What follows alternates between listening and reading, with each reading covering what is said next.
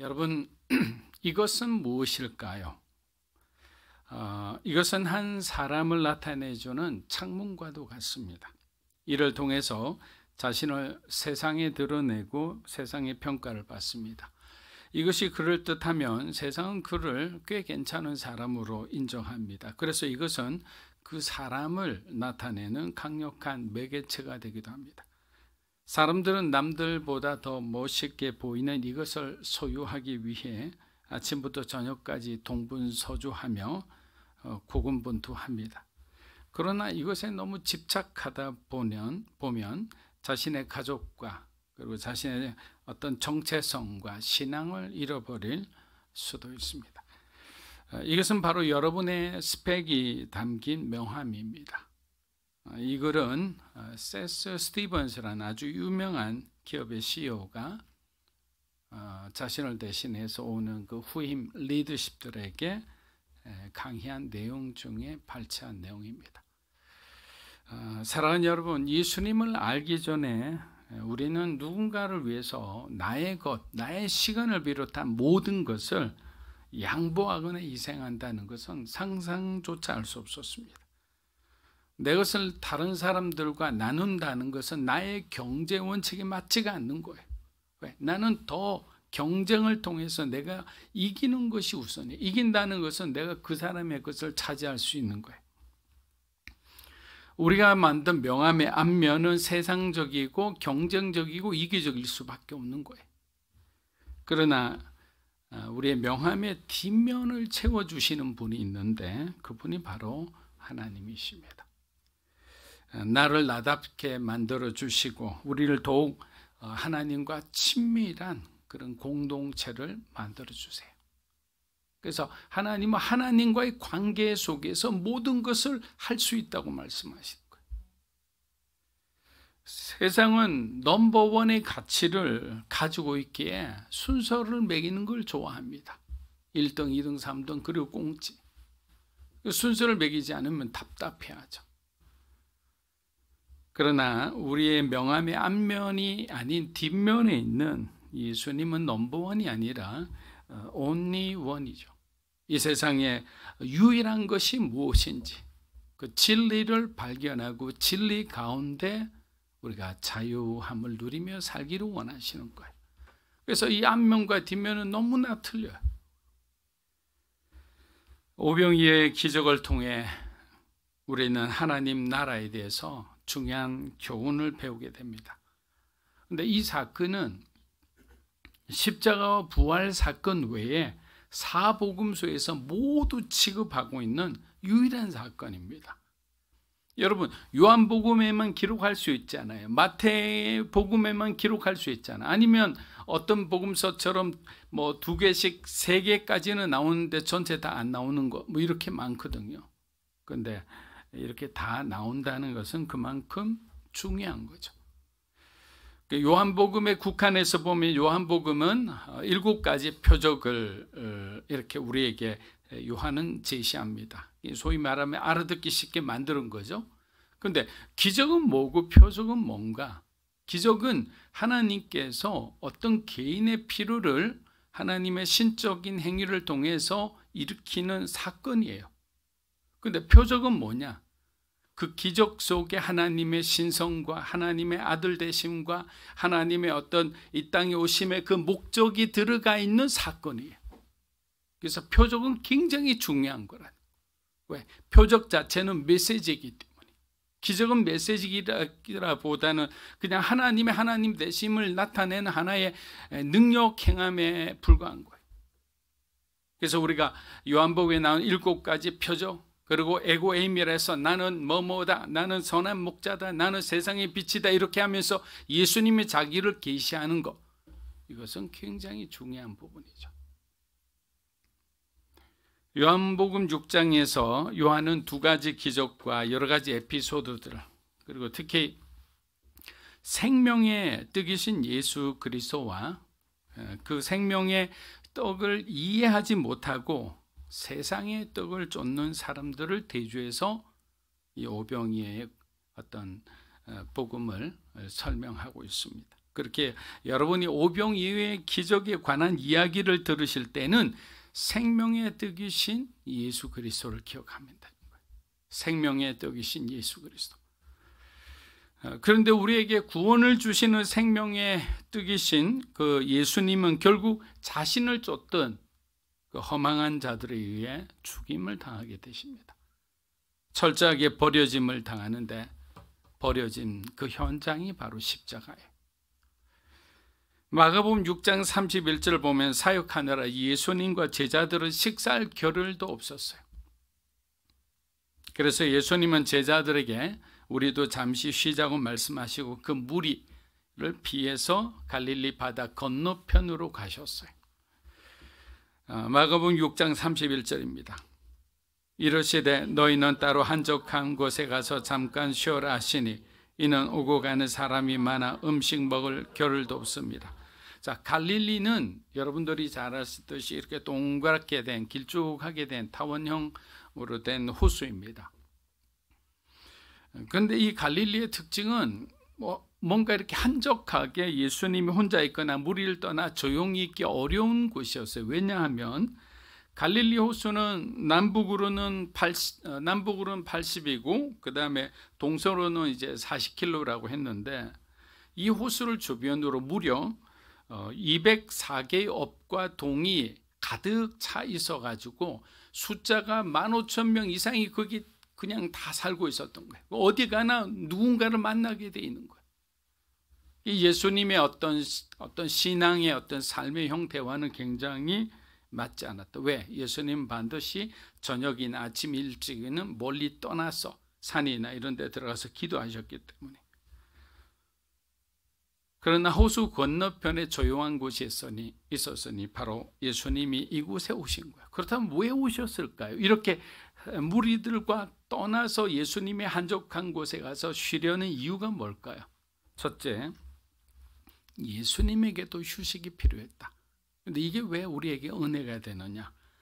예수님은 완벽한 인간의 몸을 입고 계셨다라는 거예요. 인자로서 오신 예수님은 그 자체로 피로감을 느끼셨다. 여러분 한번 보세요. 저도 과거에 있었던 교회에서 막 성령 집회를 하고 이러면 막 기도를 막 해줘요. 근데 한 100명쯤 막 기도를 해주고 소리치면 목은 쉬고 그다음 허리는 그냥 끊어질 듯이 아파요. 근데 예수님은 말씀도 전하시고 병자도 고치시고 아픈 자들의 하소연도 들으시고 귀신 들린 자들과 영적 대결도 하셨어요.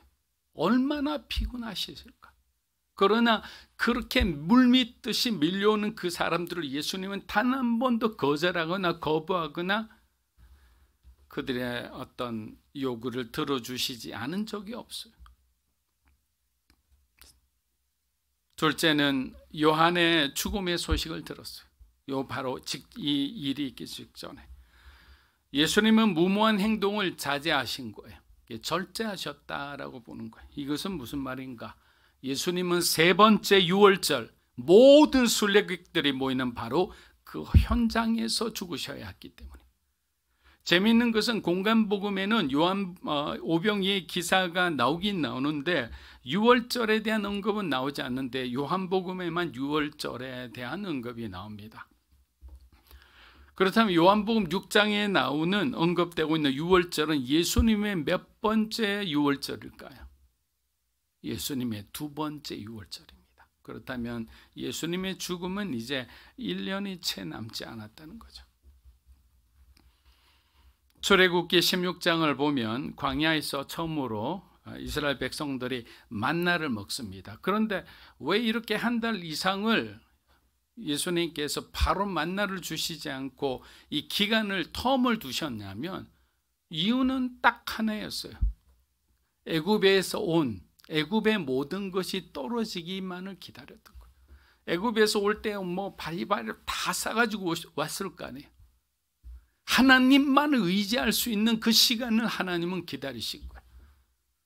애굽에서 가져온 음식, 애굽에서 가져온 말린 것, 이런 모든 것이 다 먹고 이제 배가 고파 어찌할 바를 모를 때 하나님 우리를 굶겨 죽이려고 하느냐 이렇게 할 때 하나님은 너희가 하나님을 의지할 때가 되었다라고 생각하실 때 그때 만나를 주신 겁니다. 예수님은 6월절 광야에서 5,000명을 먹이셨죠. 예수님은 자신을 생명의 떡이라 말씀하셨습니다. 다른 말로 하면 너희에게 생명을 주시기 위해 내가 6월절 어린 양처럼 죽어야 한다는 말씀이에요. 그게 바로 데자뷰가 되는 거예요. 출애굽기에 나오는 그 만나와 그 만나가 바로 예수님이신 거예요. 장소도 광야 똑같습니다.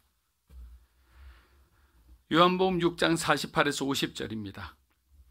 내가 곧 생명의 떡이니라. 너희 조상들은 광야에서 만나를 먹었어도 죽었거니와 이는 하늘에서 내려오는 떡이니. 여러분, 당시 유대인들의 생각은 어땠느냐 하면 그들은 자신들은 선민이기에 이 구원이 이미 확보된 것으로 생각했어요. 그래서 예수님이 모세와 같은 자기들의 지도자가 되어서 정치적으로는 로마로부터 독립시켜 주기를 원했어요. 그리고 만나와 반석의 물이 터진 것처럼 경제적인 풍요도 주시고 그리고 새 계명을 주시어 이 정의로운 사회를 예수님이 건설해 주기를 원한 거예요. 여러분, 이것을 한자성어로 말하면 뭐라고 얘기할 수 있나요? 동상이몽이에요. 예수님의 꿈과 표적을 구하는 이들의 꿈은 전혀 달랐던 거예요. 제자들조차도 이 가운데서 오락가락한 적이 많았습니다. 그 정도로 기존에 있는 그 세계관은 그들에게는 너무나 고착되어 있었던 거예요. 그럼 마지막 셋째, 예수님의 쉼의 목적은 뭔가? 하나님께 기도하기 위해서입니다. 여러분 따라해 보십시오. 하나님께 기도하기 위해서. 예수님조차도 항상 말씀드렸어요. 사역을 시작하기 전, 사역을 마치신 후 항상 하나님께 기도했습니다.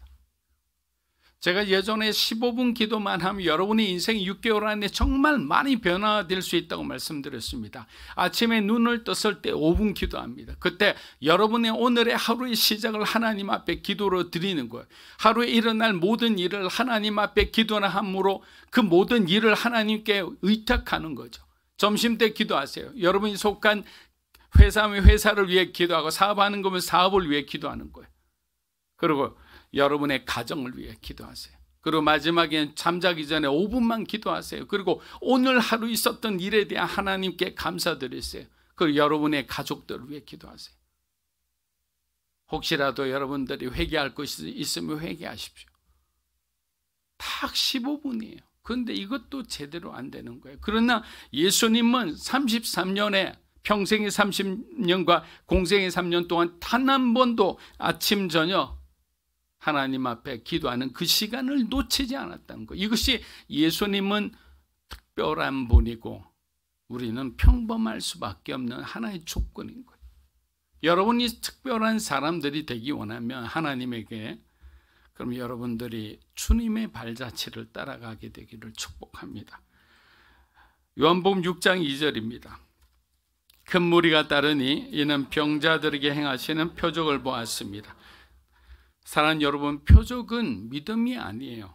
부활하신 예수님은 표적을 구하는 도마에게 뭐라고 말씀하셨어요? 우리 요한복음 20장 28에서 29절 보겠습니다. 도마가 대답하여 이르되 나의 주님이시오 나의 하나님이시니 예수께서 이르시되 너는 나를 본거로 믿느냐? 보지 못하고 믿는 자들은 복되도라. 왜 이런 말씀을 하셨을까요? 표적은 오래가지 못하기 때문이에요. 예수님의 기적과 이적 표적을 3년 동안이나 직접 보고 혜택을 받았던 이스라엘 백성들이 나중에 어떻게 됩니까? 바라바를 선택하는 장면을 보면 우리는 절망할 수밖에 없습니다. 몸이 나음을 입었잖아요. 영혼이 해방되었잖아요. 하나님께서 그들을 몸과 우리의 영혼을 해방시키고 치유해 주셨는데 그들이 바라바를 외치는 것을 우리가 어떻게 설명할 수 있을까요?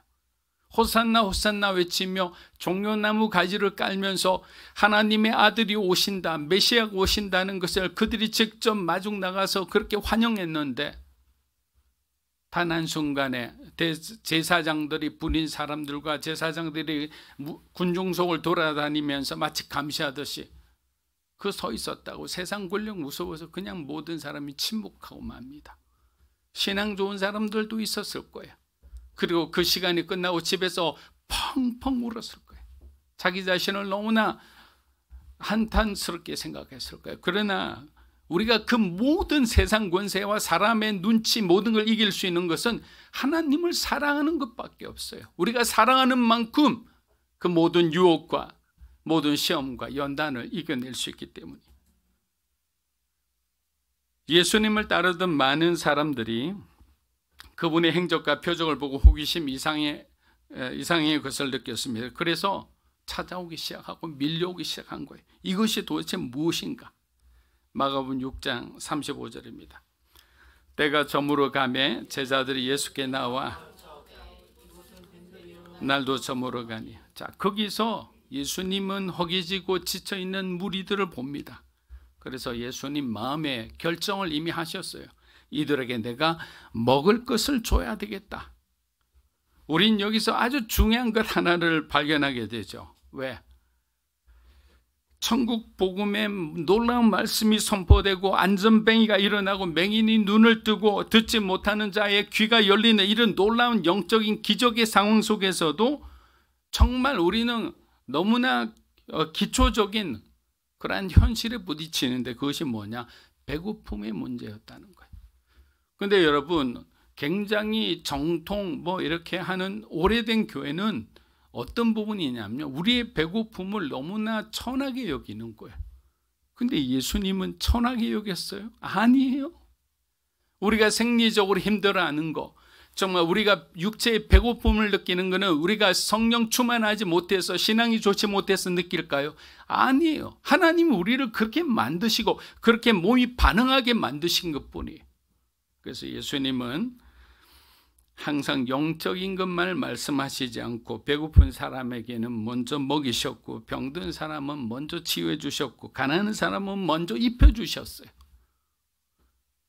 이것이 예수님의 마음입니다. 제발 우리는 오해하지 않아야 되는 거예요.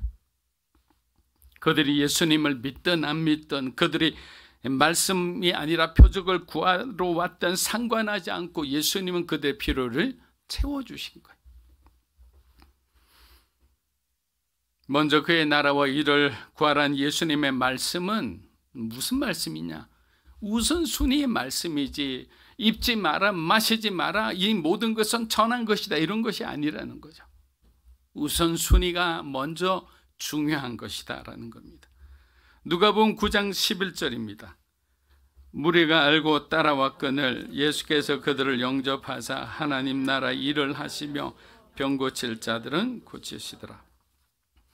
무리들의 의도를 알고 계셨음에도 예수님은 그들을 뭐라고 했죠? 환영했다, 영접했다라고 했습니다.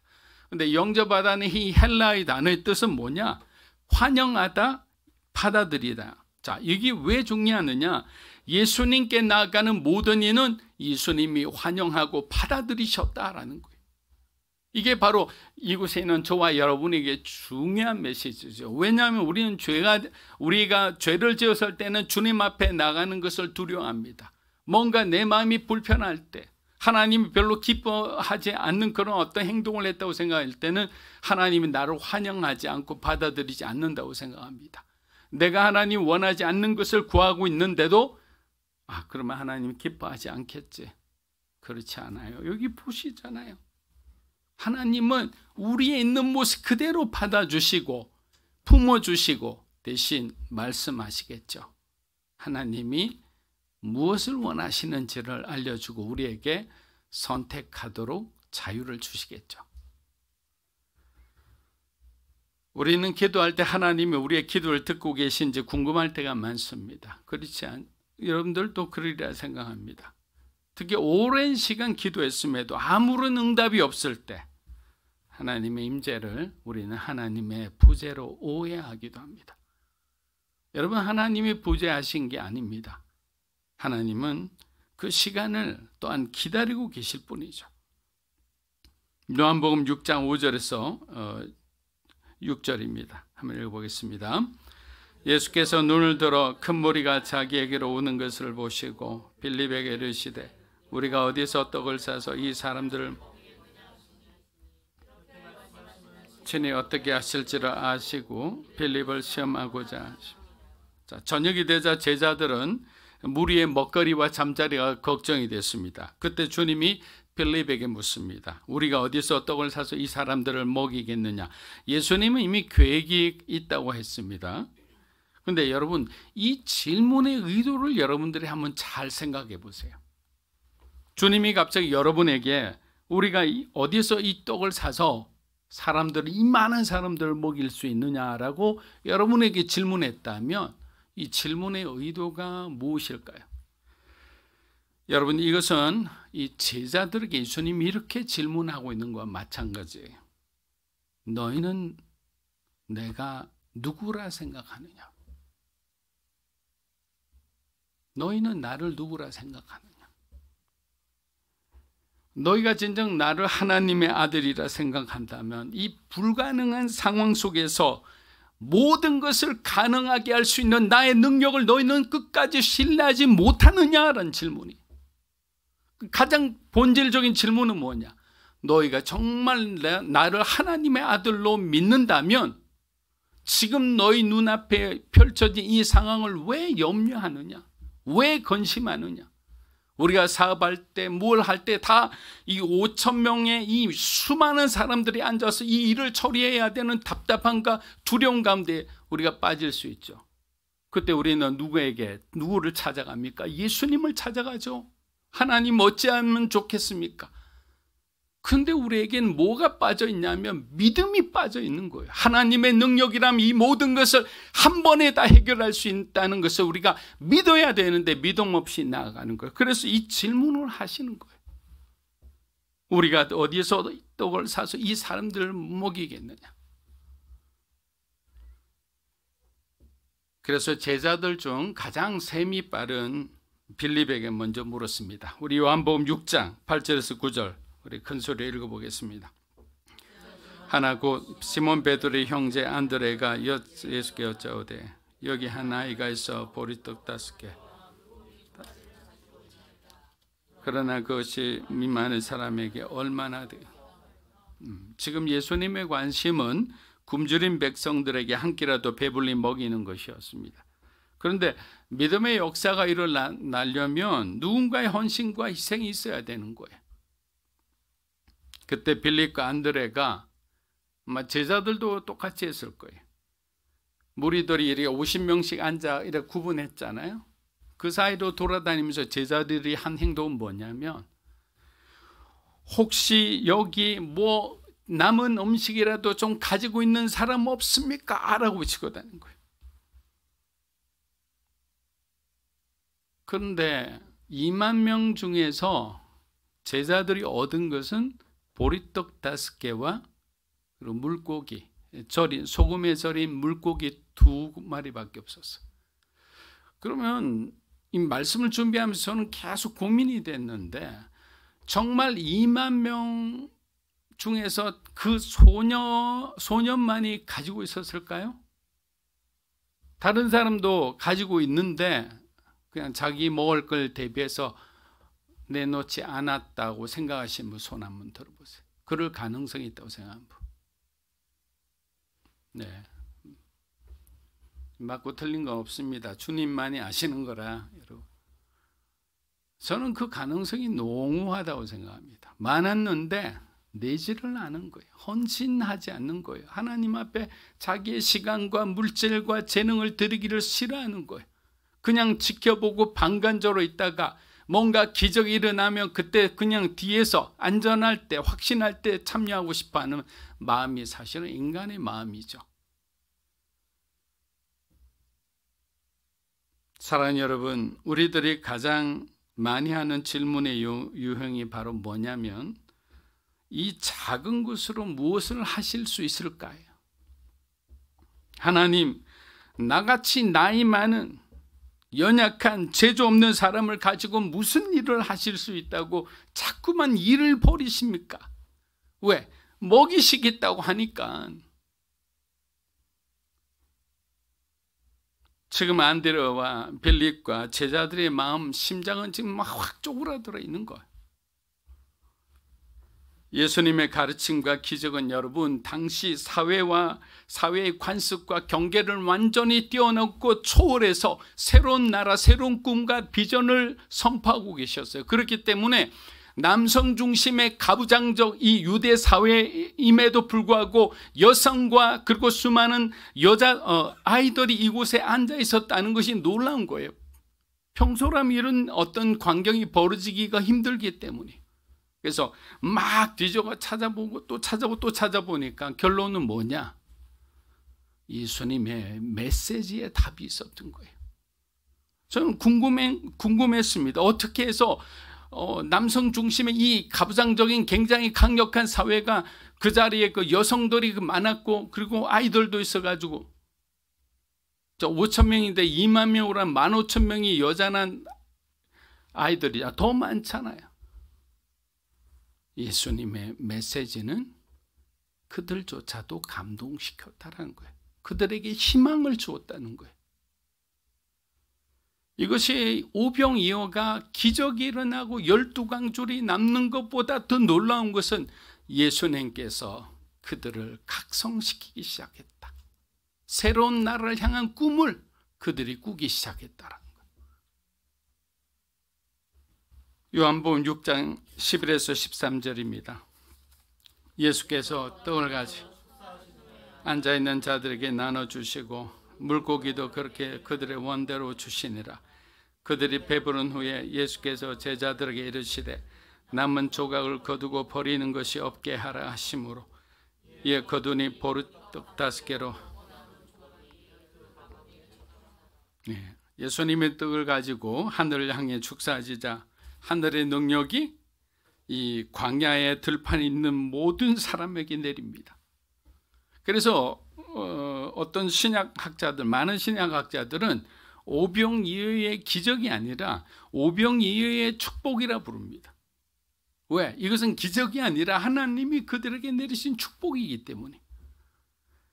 이 사건은 예수님 혼자서 돌을 빵이 되게 해서 그들을 나눠준 게 아니고 제자들의 순종을 통해 구해온 이 소년의 빵과 물고기를 축복하심으로 일어난 기적이다라는 거예요.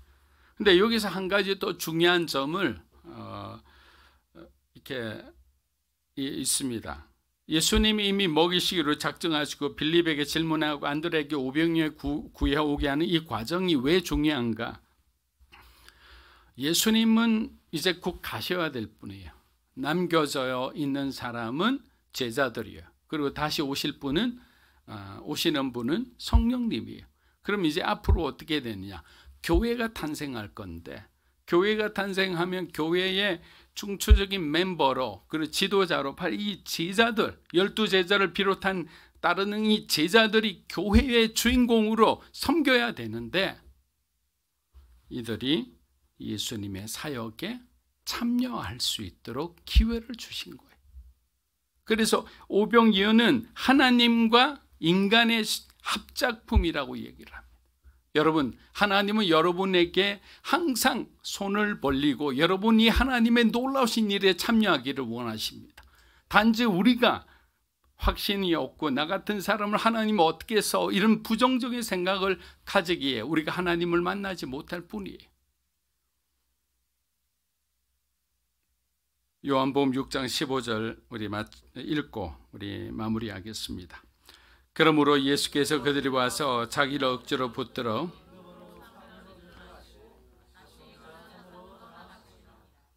예수님께서 오병이어의 기적을 베푸신 후 이미 그 자리를 떠났음에도 그곳에 있던 무리들이 예수님이 이동하신 가버나움까지 쫓아왔습니다. 그런데 예수님은 태도를 달리해서 그들을 굉장히 질책하십니다. 뭐라고 질책하셨냐? 내가 진실로 진실로 너에게 이르노니 너희가 나를 찾는 것은 표적을 본 까닭이 아니요 떡을 먹고 배부른 까닭이다 라고 말씀합니다. 물론 처음에는 그들을 긍휼히 여기시고 했는데 왜 예수님 마음이 변하시고 이들을 책망하셨을까요? 그들이 광야까지 예수님을 따라온 것은 말씀에 대한 갈급함이었습니다. 예수님이 전하시는 구원의 메시지를 들으러 그 먼 길을 따라온 겁니다. 그런데 기적을 본 후 그들의 관심은 말씀에서 떡으로 옮겨간 거예요. 이것은 마치 초심을 지키지 못한 그리스도인과 비슷합니다. 사랑하는 여러분, 오병이의 기적은 오늘날에도 여전합니다. 주님의 마음과 저와 여러분의 작은 순종과 헌신만 있으면 우리의 삶 가운데도 언제든지 오병이의 축복은 일어날 수 있는 것입니다. 2024년은 여러분의 삶 가운데 하나님의 이런 오병이의 축복이 넘치기를 주의 이름으로 축복합니다.